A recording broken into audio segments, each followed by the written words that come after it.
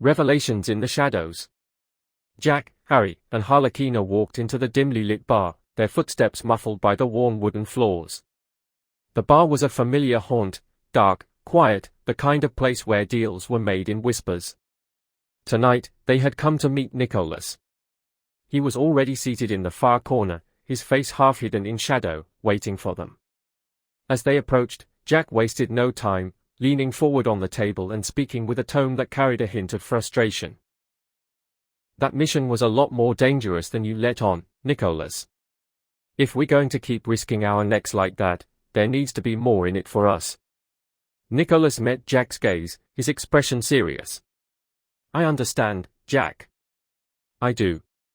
But before we talk about that, there's something more important that needs to be addressed. He glanced around the room as if checking for eavesdroppers, his voice lowering. We don't have much time. Before Jack could press him further, three figures approached the table, Sheila, Billy, and Samuel. Sheila moved with quiet confidence, her eyes sharp as she sat down. Without a word, she pulled a small, intricate scale from her coat and set it on the table. It gleamed faintly in the dim light. Harlequina's eyes narrowed at the sight. What's that?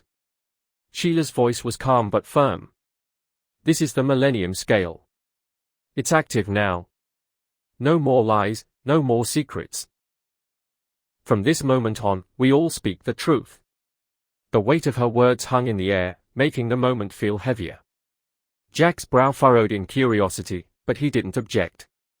Nicholas, taking the scale's presence as a cue, pulled out a weathered journal from inside his coat. He opened it carefully, the pages filled with notes and scribbles. His expression hardened as he spoke. We need to talk about the ladder. Harry shifted uneasily in his seat, glancing at Harlequina. He took a deep breath before answering. The ladder, it's a weapon, Nicholas.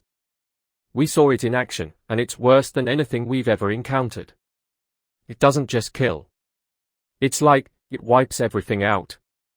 No trace, no survivors. It's pure destruction. Harlequina added, her voice grim, it was demonstrated right in front of us. We were lucky to make it out alive.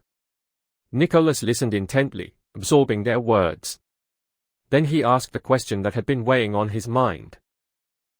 Was Jerome there? Did you see him? Jack leaned back, his eyes narrowing as he thought back to the mission. We don't know for sure. We've been chasing his shadow, but we've never caught up to the man himself. If he was there, he would have stayed hidden. Nicholas closed his eyes for a moment, processing their answers. His voice dropped to a more somber tone. There's something you need to know. We've been investigating Jerome for a long time now, and we've confirmed something. Jerome and Cobblepot, they are working together. The revelation sent a ripple of shock through the group. Cobblepot, one of Doskvol's most feared and cunning criminal masterminds, now allied with Jerome Veilska. That was worse than they had imagined. Harry exchanged a glance with Jack, the unease clear on his face. Nicholas continued, his voice filled with concern. Samuel has been tracking Jerome's movements, and we think it's bigger than just a partnership. He's planning something. Something huge. Samuel, who had been quiet up to this point, leaned in, his face grim. There are 2 members of Jerome's old royal family still out there, free. 13 of them are locked up in Ironhook prison. If Jerome's plan is what I think it is, he's going to try to break them out. The tension around the table thickened. Jack's voice cut through the silence. And you're sure about this? That's a hell of a move, even for Jerome. Samuel nodded. We've been watching him for a while now. He's made moves, small ones, but they all point to one thing, he's building up to something. And freeing those prisoners would be a start. Jack shifted in his seat, processing the new information, but his attention turned to Billy, who had remained silent. And you, Billy? What have you been digging into? What's your stake in all this? Billy adjusted his glasses and cleared his throat. I've been investigating Dr. Coleman at the hospital. He's not who he says he is. The man running things now is an imposter. The real Dr. Coleman has likely been missing for quite some time. Harlequina raised an eyebrow. And why does that matter? What does some doctor have to do with all of this? Billy's voice steadied. Because Dr. Coleman is the one who discovered the ladder. He's the only person who knows how it works and how to develop an antidote. Without him, there's no way to stop this thing once it's unleashed. Nicholas looked at Jack, his tone urgent. We need your help. If we're going to save Doskvol from whatever Jerome and Cobblepot are planning, we have to act now. And we can't do it alone. Jack leaned back, his eyes calculating. And what do we get in return? You're asking us to go up against some of the most dangerous people in the city. That's not a small favor.